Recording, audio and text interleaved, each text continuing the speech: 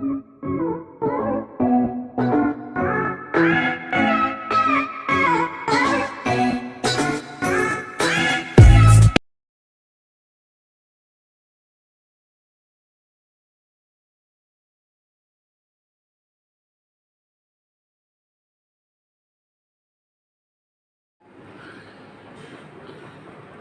करीब 1 साल हो गया सतीश खंडेलवाल शो का प्रोग्राम मैं दे रहा हूँ, जिसमें मैं जो घूमा, पहाड़ों की यात्रा हुई, जंगलों की यात्रा हुई, समुद्र के किनारों की यात्रा हुई और तीर्थों धर्मस्थल की यात्रा हुई, उसके बारे में मैं बोला। मैं YouTube से ये गुंजाइश करता हूँ कि मेरी जो भी 10 मिनट का, जो 15 मिनट का प्रोग्राम मैंने बोला, उसकी गलतियों को निकाल के सब मिला के एक अच्छा वीडियो बना दिया जाए और लोगों का प्रचार किया जाए, तो मैं खुशी का अनुभव करूँगा। हमारे देश के प्राचीन ऋषि मुनि या उस समय के जो लोग थे, भारत का भौगोलिक क्षेत्र के हिसाब से हर स्थानों को उन्होंने पर्यटन के हिसाब से जोड़ा, लेकिन उन्होंने उसको धर्म से अटैच कर दिया था। लोगों की भावना और विश्वास और श्रद्धा के कारण लोग जाते थे। उसी आधार पर आदि गुरु शंकराचार्य जी ने 4 धाम की स्थापना की: रामेश्वरम, द्वारका, जगन्नाथ और बद्रीनाथ धाम। उस समय जो भारत का भौगोलिक क्षेत्र में तिब्बत, बर्मा, लंका, नेपाल, अफगानिस्तान तक भारत का भौगोलिक क्षेत्र के हिसाब से था, उसी को केंद्र बिंदु बना के उन्होंने इस प्रकार की व्यवस्था की।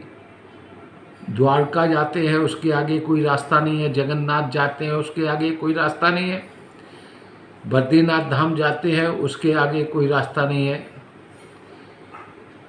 उनका उद्देश्य यही था कि लोग इस बहाने आए, एक दूसरे से परिचित हो, बोलचाल की भाषा, रहन सहन, खान पान और उनकी स्थिति परिस्थिति, किस सिचुएशन में वो जीवन यापन करते हैं, इससे लोगों को जानकारी हासिल होने के उद्देश्य से उन्होंने इस प्रकार की व्यवस्था की।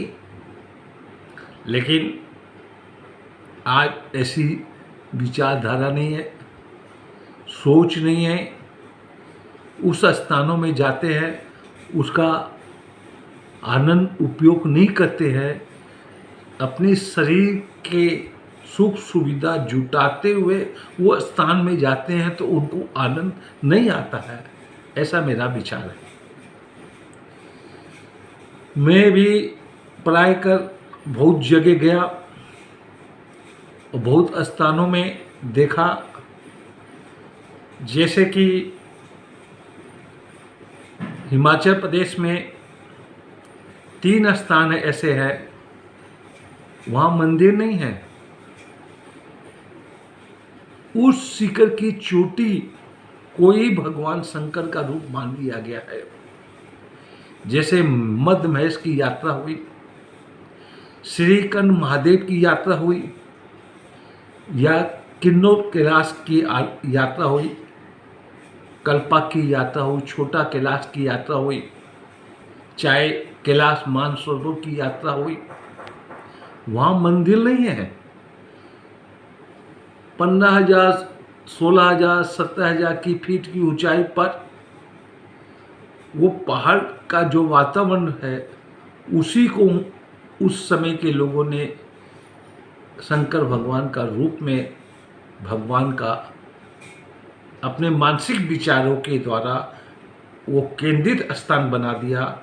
लोगों को उस धर्म से जोड़ के उस स्थान तक पहुंचने की प्रेरणा दी। उनका उद्देश्य बस वही था जो मैंने अभी कुछ मिनट पहले बोला। मेरे से कई जने पूछते हैं उधर मंदिर है क्या, मेरा प्रसाद चढ़ा दीजिएगा। हम बोले भाई मंदिर नहीं है, वहाँ पर कोई मूर्ति नहीं है। तब उनको थोड़ा आश्चर्य लगता है कि ऐसा भी क्या जो वहाँ पर मूर्ति नहीं है, मंदिर नहीं है। बात यह है कि समतल भूमि में धर्मस्थल बने, तीर्थ बने, 12 ज्योतिर्लिंग बनाया गया और भी भिन्न भिन्न प्रांतों में, अलग अलग राज्यों में विशेष विशेष मूर्तियों की पूजा की गई। तमिलनाडु में देखते हैं तंजौर मंदिर है शंकर भगवान का, वो वर्ल्ड का आश्चर्यजनक में एक स्थान उसमें भी दर्ज है, जैसे ताजमहल को दर्ज किया गया है। ताजमहल जो चीज़ है वो मंदिर नहीं है, तीर्थ नहीं है, धर्मस्थल नहीं है, वो तो प्रेम की भाषा, प्रेम करने की एक मार्गदर्शन दिखाता है।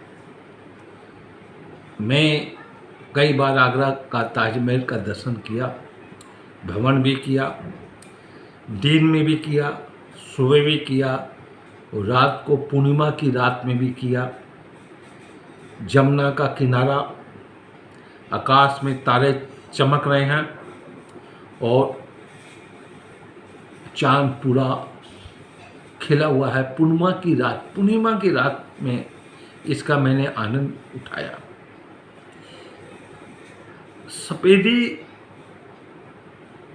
चंद्रमा का प्रकाश, मार्बल, ताजमहल का सफ़ेद, उनमें से एक नया चीज़ उत्पन्न होती है। जब दूर से खड़े होकर उस ताजमहल की झांकी को देखते हैं तब ऐसा लगता है कि वो ताजमहल धीरे धीरे आकाश की ओर ऊपर उठ रहा है। जमुना का किनारा, उस पर चांद की प्रकाश पड़ती है, प्रतिबिंब भी, कभी कभी ताजमहल की परछाई भी उस जमुना की तरंगों में देखने को मिलती है। यह है रोमांटिक प्रेम की दर्शाता है। इसको वर्ल्ड का आश्चर्यजनक स्थान दिया गया है। उन पहाड़ों में जब हम जाते हैं तो उनमें भी वही चीज़ देखने को मिलती है। आकाश एकदम साफ रहता है, मोटे मोटे तारे चमचमाते हैं, चांद की किरणें उन बर्फीली पहाड़ों पर पड़ती है। चारों तरफ हरियाली रहती है, बड़े बड़े पेड़, देवदार, पाइन के पेड़, उसके बीच में गगन चुम्बने वाली शिखर, पहाड़ों की चोटियों के ऊपर बर्फ पड़ी हुई रहती है और जब उसमें चांद का प्रकाश पड़ता है, चांदनी रात की प्रकाश रीस के रिझाती है, तो उसका आनंद भी उसे ही देखने को मिलता है जैसे कि ताजमहल में खड़े होकर देखने को मिलता है। इसी प्रकार समुद्र के किनारे जाइए, जंगलों में जाइए, उसमें भी यही छटा देखने को मिलती है, लेकिन उसको तीर्थ धर्म स्थल नहीं बनाया गया। उनकी सोच जो थी कि भारत के भौगोलिक क्षेत्र के हिसाब से चारों तरफ से ऐसा स्थान बना दिया, लोग आए जाए, पहनावा क्या है, खान पान क्या है, वेशभूषा क्या है और बोली, खान पान, रहन सहन कि किस प्रकार के लोग जी रहे हैं, एक दूसरे से परिचित हो जाता था। मालूम पड़ता था कि हमारे भारत के लोग कहाँ कहाँ तक फैले हुए। 365 दिन गृहस्थ जीवन में रहने वाला व्यक्ति कुछ क्षण निकाल के उन वादियों में, उन वातावरण में, चाहे तीर्थ हो, धर्मस्थल हो, जाता है तो उसका मन पसंद हो जाता है। वही चीज़ आती है जो मैं कुछ मिनट पहले बोल दिया कि भाई ऐसा होता है। मंदिरों की कारीगरी, मूर्तियों की कारीगरी, मंदिरों की बनावट की फाउंडेशन को जब देखते हैं तो समझ में आता है कि किस ढंग से उस समय के आर्किटेक्ट, इंजीनियर या शिल्पकार लोग थे जिन्होंने अपनी दिमाग से, अपनी सोच से उस पत्थरों में मूर्ति बना के उसमें एकदम जान पैदा कर दिया। मेरे मित्र ने कहा था, राजस्थान में एक मंदिर है सावरिया सेठ का, मैं गया, मूर्ति में जो जान देखने को मिली, जो श्रृंगार हुआ, आज भी मेरे दिमाग में वो चित्र बन के रह गया। उसके आगे एक 4 भुजा है, विष्णु भगवान की मूर्ति है। मंदिर छोटा सा है, लोगों तक इसकी पहुंच नहीं है, इसलिए उस मंदिर में ज़्यादा भीड़ भाड़ नहीं होती। उस मंदिर से जब मैं निकल रहा था तब एक महिला ने कहा, इस मंदिर में जो मूर्ति है इससे भी अच्छी मूर्ति आगे में है, उसका जरूर से दर्शन करिएगा। क्योंकि कलकत्ता से चलने के पहले मेरे साथी ने कहा था सावरिया सेठ का जो मूर्ति है वो नीलम के पत्थर की बनी है। मैं उस उत्सुकता में देखने के लिए गया, लेकिन वहाँ नीलम के पत्थर की मूर्ति नहीं थी। सावरिया सेठ की जो मूर्ति थी ब्लैक पत्थर में थी। 4 भुजा का दर्शन करने के बाद जब उतरा, एक महिला ने कहा इससे बढ़िया मूर्ति आगे है, उसका नाम है रूप नारायण धाम। मैंने कहा कितना दूर है? उसने कहा 6 किलोमीटर है। खोजते खाजते मैं पहुंच गया। जैसे ही मेरी आँखों के सामने वो मूर्ति नजर मिली, मूर्ति को मैंने देखा तो मेरे मुंह से निकल गया, वाह नीलमणि भगवान आप यहाँ विराजमान हैं। पुजारी ने कहा, भाई साहब हाँ, ये नीलम के पत्थर की मूर्ति है, चतुर्भुज रूप में भगवान श्री कृष्ण के रूप में यहाँ पर विराजमान है। मेरा मन गदगद हो गया और मैं खुशी का फुवारा छूट गया। खोजने गया, कहाँ बैठे यहाँ। ऐसे भारत में बहुत से मंदिर हैं, बहुत से तीर्थ है, बहुत से धर्मस्थल है, हर आदमी वहाँ तक पहुँच नहीं पा रहा है, देख नहीं पा रहा है और उसकी पहचान नहीं है। सिर्फ 4 धाम में द्वारका, रामेश्वरम, केदारनाथ, बद्रीनाथ, जगन्नाथपुरी दर्शन करते हैं, 12 ज्योतिर्लिंग का दर्शन कर लेते हैं और छोटे मोटे स्थानों को देख के सोच लेते मैंने भारत का भ्रमण कर दिया।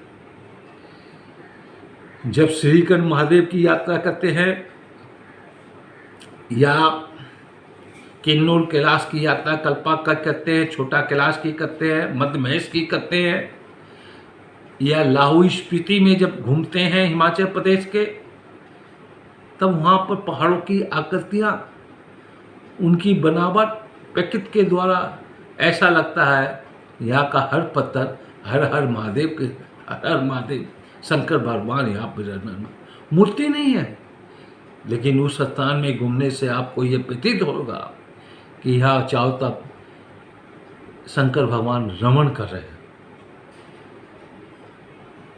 और उस स्थान में पहुंचना दुर्लभ है, हर कोई व्यक्ति पहुंचता है तो इतना थकान हो जाता है, इतना शरीर में कष्ट आता है तो वो आनंद नहीं लेने पाता है। इसी प्रकार मैं जब मानसरोवर कैलाश गया, शरीर में दम नहीं, ताकत नहीं, एनर्जी नहीं, कई दिन से खाया नहीं, जीभ का स्वाद बदल गया।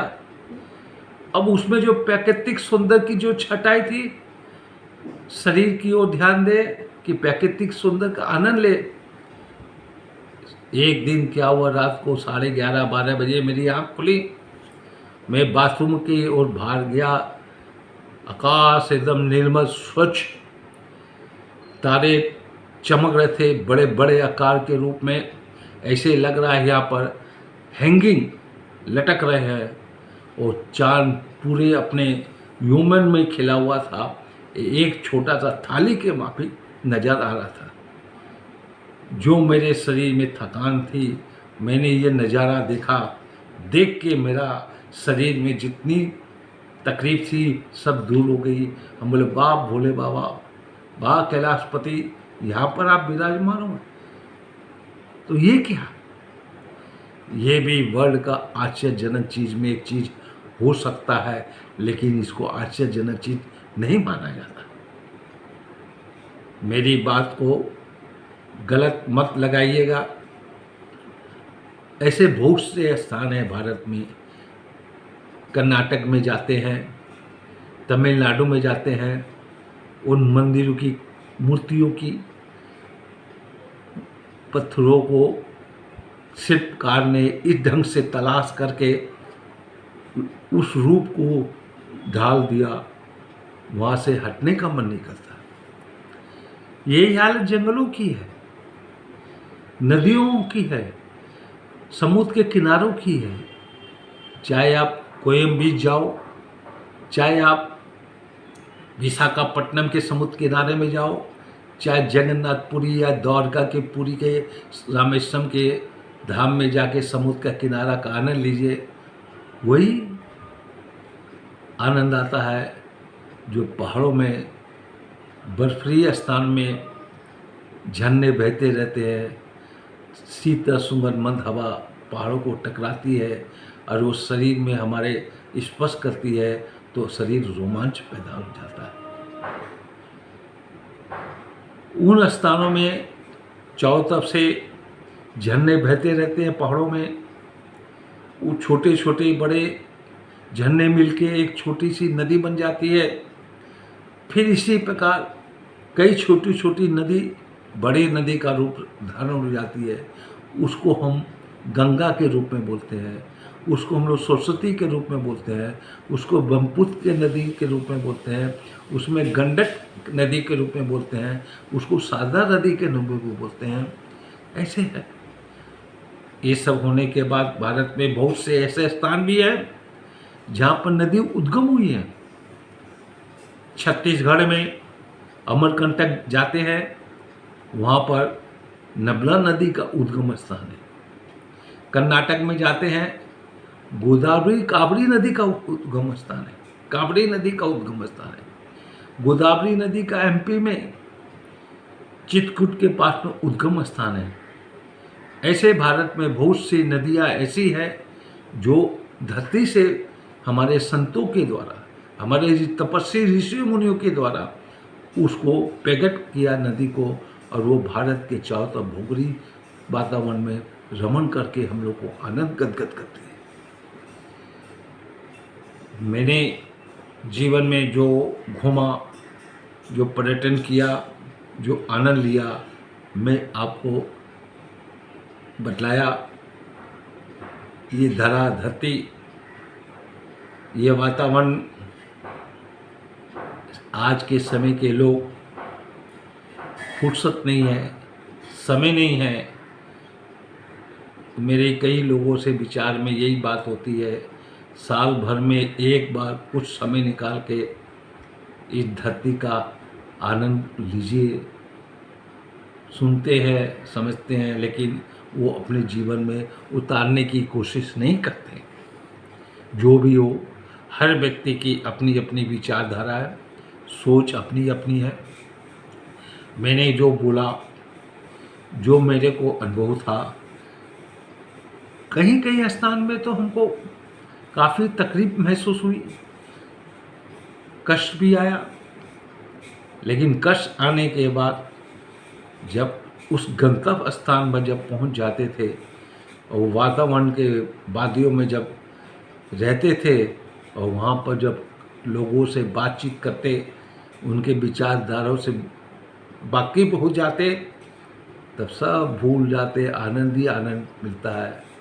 ये हुआ पर्यटन करने का एक आनंद तरीका। आज के समय में साधन बहुत बढ़िया हो गया, सुविधा हो गई है, एक दूसरे से लिंक बैठा सकते हैं। पहले ये सब चीज़ नहीं होता था।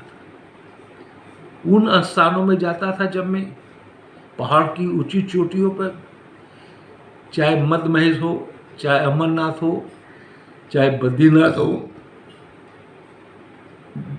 मोमबत्ती साथ कलकत्ता से लेके जाता था, टॉर्च कलकत्ता से लेके जाता था। लाइट का अभाव, उसकी व्यवस्था सोते खुद अपने स्थान से लेके चलना पड़ता था। लेकिन आज वो चीज़ नहीं है। पर्यटन करने का, भ्रमण करने का जीवन में आनंद तो आता है, सिर्फ उद्देश्य ये करना चाहिए लोगों का खान पान क्या है, बोलचाल क्या है, किस किस प्रकार के लोग यहाँ पर जी रहे हैं। पहाड़ी में बसंदे रहने वाले, गांव में रहने वाले बसंदे, शहरों में रहने वाले बुद्धिजीवी बसंदे, जब उनके आपस के विचारों का बातों के द्वारा आदान प्रदान किया जाता है तो उसमें बहुत सा चीज़ की जानकारी मिलती है। मैंने बोला आपको समझ में आए, मेरी इस बात को सब्सक्राइब कीजिए, फॉरवर्ड कीजिए। कई बार मैंने इस विषय में बोला हूँ और विशेषकर अभी कुछ स्थानों में जो देखने लायक है उसको बोलना मैं चाहूँगा। अगले बार उसके बारे में कुछ दो शब्द बोलूँगा।